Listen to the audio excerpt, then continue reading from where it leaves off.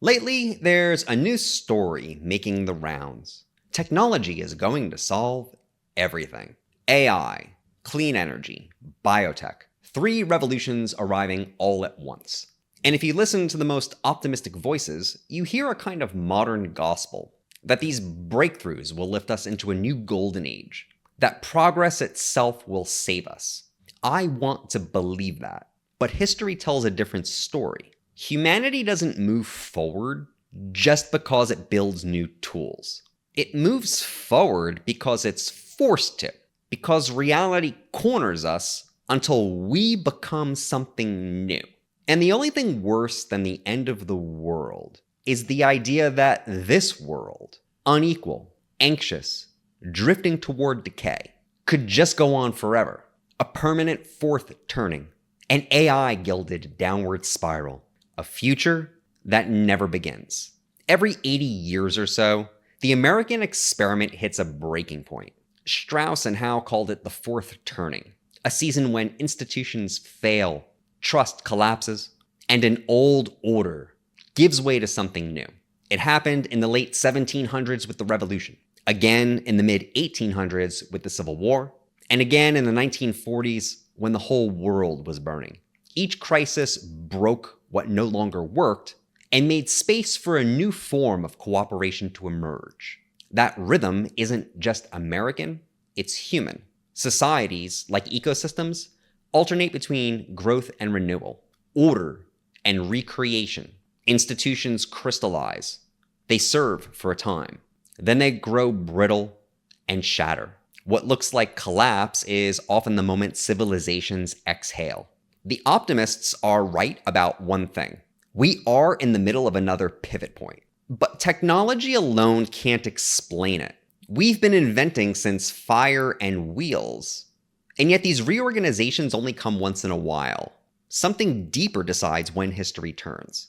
It's the convergence of necessity and meaning. The moment when suffering forces humanity to change its ideas about what matters most.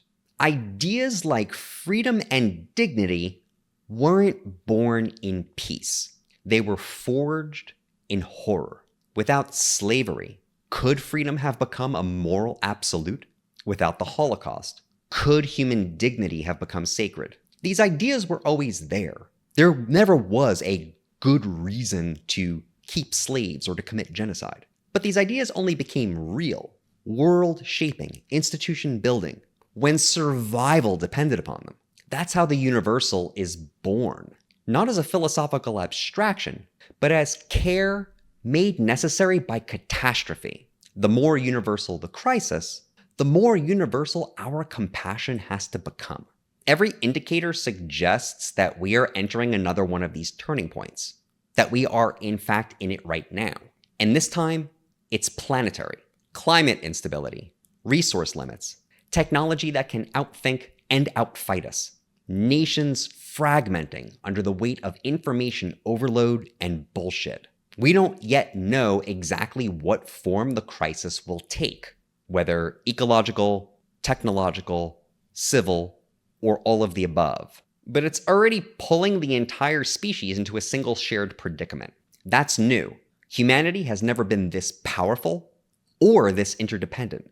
For the first time, our crises are global, and so the solutions must be universal. The test ahead isn't just whether our systems can survive. It's whether our capacity for care can grow fast enough to meet our power. Crises destroy the obsolete, but they also demand new forms of coherence. They force us to ask, what's worth keeping? What must evolve? What must be reborn? Every past crisis answered those questions by building new institutions, constitutions, universities, human rights frameworks. These institutions embodied hard-won lessons in form. Now it's our turn. To meet what's coming, we'll need more than innovation. We'll need philosophical courage, the capacity to think and act from the widest view possible. 4 commitments can help us practice that. Number 1, accept impermanence. Institutions, economies, even civilizations, they're temporary expressions of deeper forces. Don't confuse the form with the purpose. 2, stay in contact with reality. Don't let ideology or despair replace perception. Crisis exposes what we've ignored. Let it teach. 3. Cultivate adaptive coherence. Keep your values, not your rigid systems. Keep your compass, but not necessarily your map. 4. Serve the next emergence. Ask, what wants to be born through us now? The future is built not by those who cling to what's dying, but by those who help it transform. Every great upheaval has given rise to new philosophy. When the Athenian polis collapsed, Plato asked what justice can mean in a world without order. When Rome fell, the Stoics turned philosophy into a discipline of endurance. When medieval unity broke, the Enlightenment sought reason as a new ground. Philosophy is how consciousness reorganizes itself after catastrophe. It's how wisdom keeps breathing even after the world has forgotten how to breathe. We're at that threshold again. Philosophy is not a luxury, but a survival skill. It's how we stay human, even as the definitions of human are being rewritten all around us. That's the purpose of the turning of the sky. To gather together those who understand that the next renewal requires us to think, feel, and act from a deeper center. If that speaks to you, you're already part of it. You can find us on Patreon, where we are building the conversations and the practices that help us participate in the renewal. History never ends, it turns. Crisis is how the universe renews what it cares about. It's how it invents significance.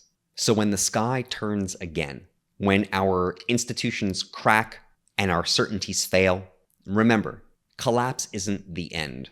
It's the moment humanity becomes aware of itself again. The question isn't whether history will turn, it's whether we'll turn with it.